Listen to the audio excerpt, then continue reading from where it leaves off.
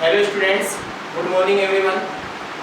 Success coaching classes Jhalawar आपका हार्दिक अभिनंदन करता है हमारे यूट्यूब चैनल पर। और आज हम पढ़ेंगे आरबीएससी क्लास 10 इंग्लिश का जो हमारा टॉपिक है वॉइस। तो आज हम स्टार्ट करते हैं। जो आज का हमारा टॉपिक है पढ़ने के लिए वॉइस। वॉइस ये ग्रामर वाला पोर्शन है हमारा। और आरबीएससी क्लास 9, क्लास 10, क्लास 11 और क्लास 12 इंग्लिश लिटरेचर के अंदर ये टॉपिक हमारे आता है। वॉइस के बारे में बात करते हैं। वॉइस सबसे पहले तो जान लेते हैं कि वॉइस होता क्या है। ये हमारे आरबीएससी क्लास 10 के लिए जो टॉपिक रहेगा कितने नंबर का होता है। वॉइस के एग्जाम के अंदर 5 मार्क 5 अंकों के 5 प्रश्न पूछे जाते हैं। वॉइस के बारे में समझते हैं कि वॉइस होता क्या है, इसकी डेफिनेशन के बारे में देखते हैं।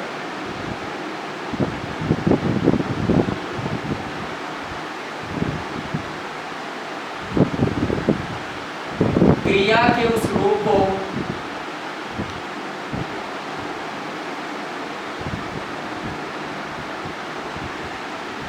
वॉइस कहा जाता है। क्रिया के उस रूप को वॉइस कहा जाता है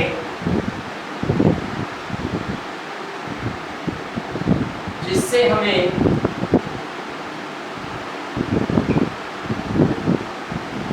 यह पता चलता है कि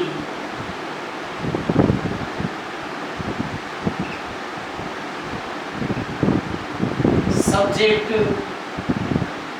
जो हमारा सब्जेक्ट होता है कर्ता,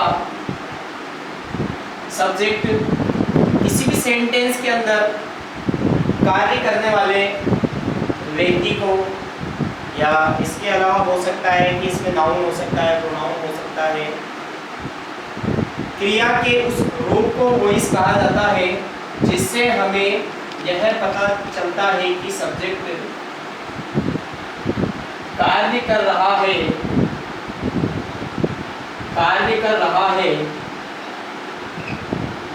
अथवा नहीं।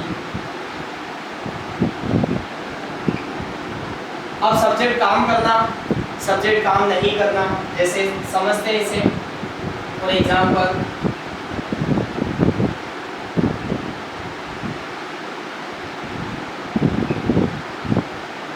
पहले एक वाक्य हिंदी में समझ लेते हैं।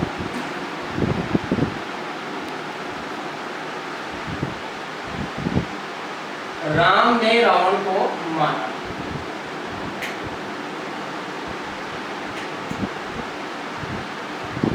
अब इसमें हमें पता चलता है कि राम ने रावण को मारा। यही सेंटेंस हम नीचे नोट कर लेते हैं इंग्लिश में। राम किल रावण। राम हमारा सब्जेक्ट है, करता है, तो इसे हम सब्जेक्ट बोल सकते हैं। किल ये हमारी वर्ब है। और मेन वर्ब के ठीक बाद में जो शब्द हमें दिया गया होता है वो हमारा ऑब्जेक्ट होता है। ये ध्यान रखना है, सारे स्टूडेंट्स इस बात को ध्यान करना है। मेन वर्ब के बाद हमें जो भी दिया गया होता है वो हमारा ऑब्जेक्ट होता है। कई बार ऑब्जेक्ट जो होता है वो प्रीपोजिशन से पहले भी दिया गया होता है हमें, तो ये हमारा ऑब्जेक्ट है। अब राम किल रावण, इसमें सबसे पहले सब्जेक्ट आ रहा है। राम ने रावण को मारा।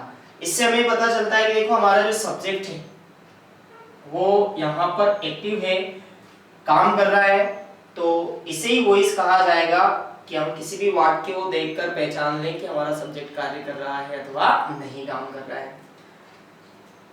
और भी सेंटेंस है, जैसे इसी सेंटेंस को मैं कन्वर्ट करके लिख सकता हूं। Ravan is killed by Ram, ये लिखा हुआ है। अब हमारा जो सब्जेक्ट है वो पीछे जा चुका है, बाय राम की तरह हमने इसे लिखा है, तो इसे हम हिंदी में क्या कहेंगे? रावण को मारा गया, रावण को मारा गया राम के द्वारा। अब जो हमारा सेंटेंस है इसमें सब्जेक्ट काम नहीं कर रहा है। कैसे पता चलता है कि सब्जेक्ट काम नहीं कर रहा है? तो यहाँ बाय लगा हुआ है और हमारा सब्जेक्ट जो है वो एक ऑब्जेक्ट की जगह चला जाता है। रावण को मारा गया राम के द्वारा। इससे ये पता चलता है कि सब्जेक्ट जो है, सब्जेक्ट मेन वर्क नहीं कर रहा है। सब्जेक्ट के ऊपर जो वर्ब है, जो क्रिया है, उसका प्रभाव जब पड़ता है तो सब्जेक्ट काम नहीं करता है, और क्रिया का प्रभाव जब सब्जेक्ट के ऊपर पड़ता है तो उसे में हमारा सब्जेक्ट कार्य करता है। ये तो हुई वॉइस की डेफिनेशन, एक एग्जांपल के माध्यम से हमने समझा इसे। अब हम बात करते हैं, आप जितने भी स्टूडेंट इस क्लास को देख रहे हैं, इसको आप स्केप करके या रोक के इसे आप अपने नोट्स में नोट कर सकते हो। इसके बाद हम पढ़ेंगे वॉइस के प्रकार, वॉइस कितने प्रकार के होते हैं। और ये जो आप ग्रामर पढ़ रहे हो, ग्रामर वाला जो सेशन है, ये आपके कंपटीशन क्लासेस के अंदर, रीड के अंदर, और इसके अलावा जितने भी कंपटीशन क्लासेस है या जो भी कोर्सेज होते हैं जिसमें इंग्लिश ग्रामर के पोर्शन दे रखा है, वो सारे के सारे आपके काम आएंगे। ये अब हम पढ़ेंगे वॉइस के प्रकार।